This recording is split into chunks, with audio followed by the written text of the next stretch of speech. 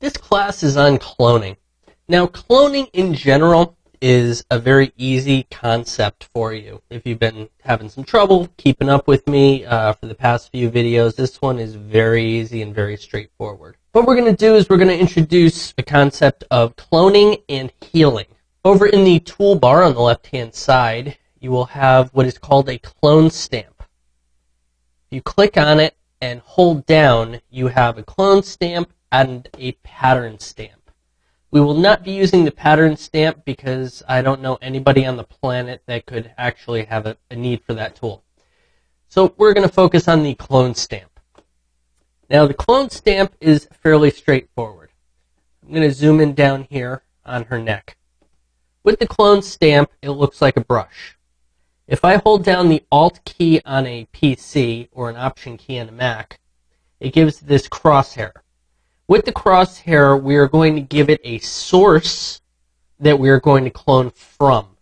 So let's say this generally dead area that's up here on her neck. So we're going to hold down the modifier key, Alt or Option, and we're going to use the mouse to click. Okay. Now we have that as a set point.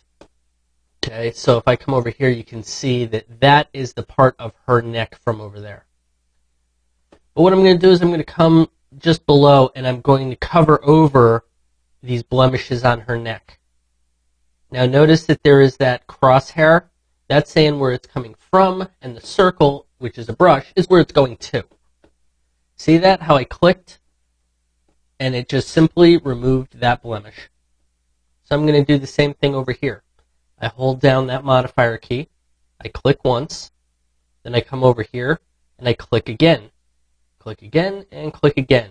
And then very simply it removed those blemishes. Okay? And I'll do it once again down here. If I click there, I can click there and there. See? Very easy. There are a couple things I'm going to point out to you. One is that all I did was simply start cloning. Okay? I set a point and I started cloning over the image. Let's say I want one of those blemishes back. Well, right now I have a problem because I've been working on the background image. You see that? Because I didn't set a new layer, a new blank layer to clone onto, now I can't go backward. I have damaged the core image. Okay? The original pixels are now gone and I have no way to go back. So the only thing I can do is go back to the original image and do it properly, which would be coming back to the original image, and this time I'm going to click on the new layer icon, and then now I have a new blank layer. Okay. With the clone stamp selected, a mode of normal, opacity 100%, aligned, current, and below.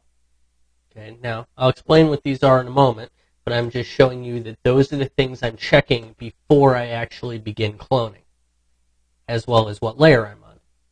So once again, if I click that point and click there, click that point, click there, there, there, and click that point, there, there, there. Okay. Now when I hide this background, you can see on that blank layer what I've clicked on. So the same thing, I can hide the new layer, and then you can see the original spots. Okay, and this is how we clone. Now, there are some drawbacks in general. Let's say I set this point right here on her forehead, and then I come over here to remove that blemish on the other side of her head. Well, all I did was just make it worse, because it's picking up pixel for pixel. Okay? Cloning is pixel for pixel. So because I set a point on the bright side of her head and I came over to a darker side of her head, which is in shadow, effectively all I've done is mimic something that's wrong. So I'm going to undo that. That is why we try and take the source from directly next to the destination. And by keeping them as close together as we can, we're going to get a nice clean look.